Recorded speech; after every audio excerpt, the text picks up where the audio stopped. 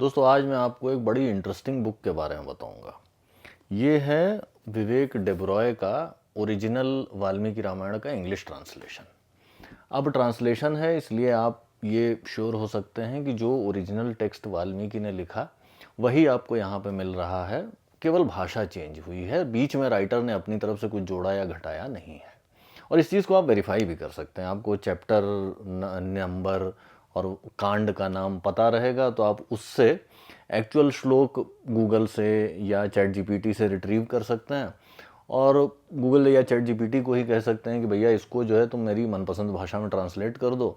और उस ट्रांसलेशन को आप इस टेक्स्ट से कंपेयर करेंगे तो आप पाएंगे कि ओरिजिनल टेक्स्ट ही है, राइटर ने अपनी तरफ से कुछ जोड़ा घटाया टीका टिप्पणी वगैरह नहीं की है।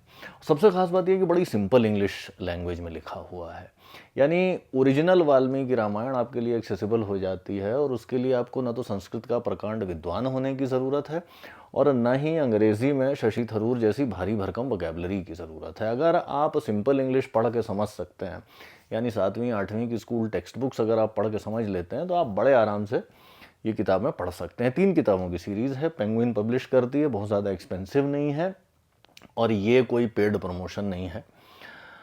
और मुझे ऐसा लगता है कि हर व्यक्ति को ये पढ़नी चाहिए, ये जो विवेक डेब्रॉय की वाल्मीकि रामायण का ट्रांसलेशन है। अगर आपकी धार्मिक आस्था है तब तो पढ़नी ही चाहिए, ऑब्वियसली पढ़नी चाहिए भाई। आस्था है, फर्स्ट सोर्स से अंडरस्टैंडिंग प्राप्त करनी चाहिए और समझना चाहिए उस चीज़ को। लेकिन अगर आप बहुत ज़्यादा धार्मिक प्रवृत्ति के व्यक्ति नहीं हैं तो भी आपको पढ़नी चाहिए। इसलिए पढ़नी चाहिए क्योंकि बड़ा सुंदर लिखा हुआ है।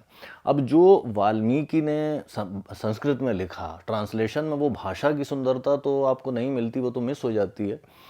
लेकिन मेटाफर्स का यूज़, डिस्क्रिप्शन, फीलिंग्स का उतार चढ़ाव, वो सारी सुंदरता का रस आपको मिलता है। और दूसरा बड़ा कारण ये कि रामायण का कॉम्पोजिशन 500 बीसी का बताया जाता है, यानी आज से करीब 2500 साल पहले।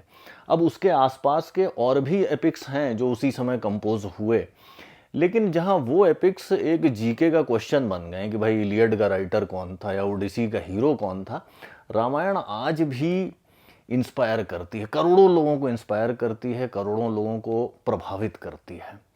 तो ये क्यूरियोसिटी कि भाई 2500 साल पहले कंपोज किया हुआ ये एपिक आज भी अलाइव है, थ्राइव करता है, इतने सारे लोगों को इंस्पायर करता है, जबकि उस समय के आसपास लिखी गई अन्य चीज़ें जो हैं वो करीब करीब जो है दूसरे ही ग्राफ पे चली गई हैं। यही क्यूरियोसिटी अपने आप में इनफ कारण है।